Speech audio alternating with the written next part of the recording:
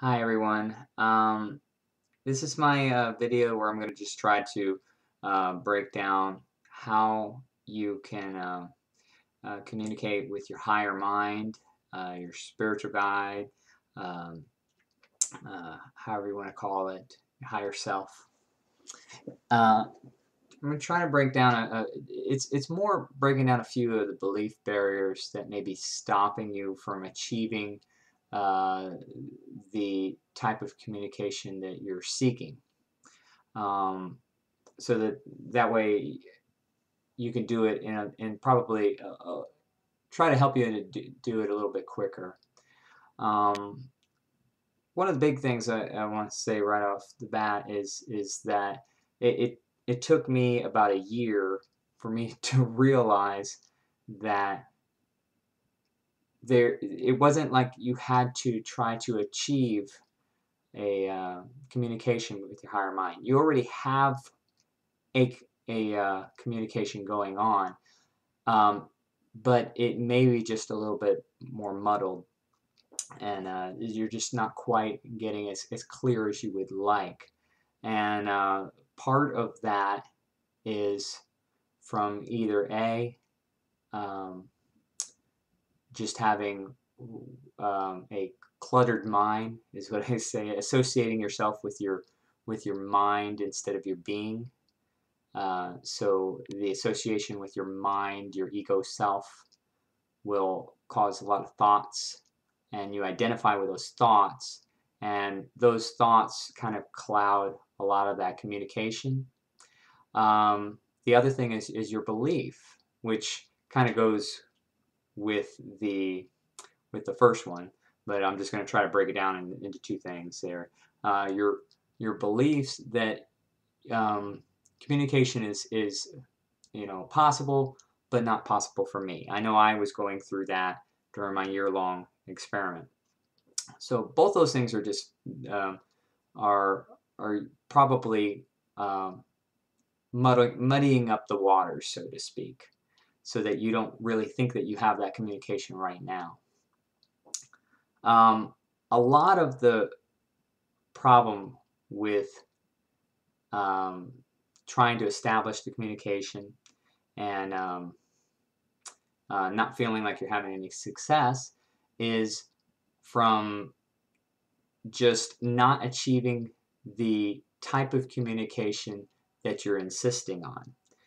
A lot of times, the communication with your higher mind, it may be easier to get the point across through some means in your physical reality, such as all of a sudden you happen upon a book that it kind of explains what you were trying to go through, or somebody that you bump into kind of just coincidentally gives you information that gives you that aha moment into whatever problem that you're seeking.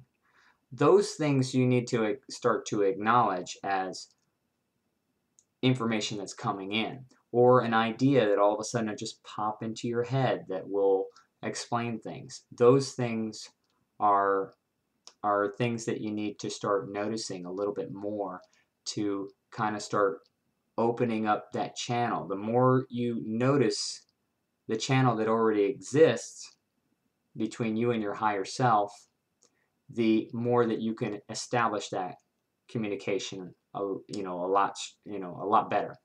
And so I've had a few people message me about the type of meditation that I used to try to contact my higher self, and I just want to be clear that there it's not really all that important to have a specific meditation, because when you start doing that, not that it wouldn't help somebody out there, to do the exact same one that I did, but um, you start to get like an attachment to the tool, and it's you got to understand it's just a tool to kind of clear the mind and be able to establish that communication.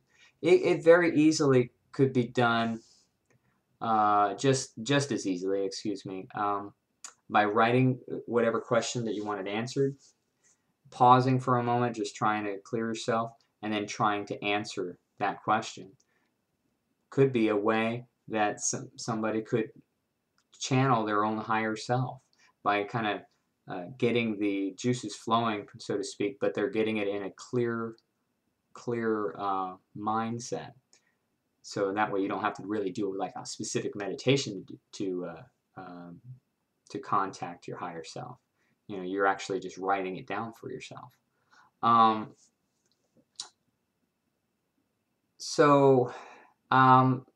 The one thing I will suggest, though, that I feel like I did right during my experiment is keeping track of the progress that you're doing.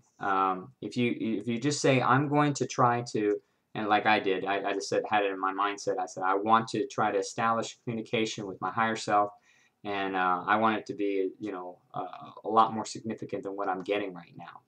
Well, you're going to have to start tracking your progress, and I would suggest just writing down whatever happens in your meditations. It doesn't really matter. It doesn't have to be anything significant. You don't have to try to get information. That was one of my big flaws in my experiment, was that I was trying to demand a certain information that was coming in instead of just accepting everything exactly how it comes in, and looking at it after the fact. You know, what helped me, what impacted my life.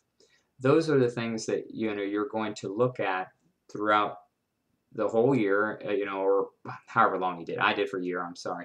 But however long you're going to establish a certain time limit. You don't even really have to have a time limit, but, you know, however long you have that journal, trying to communicate with that higher self, the higher mind,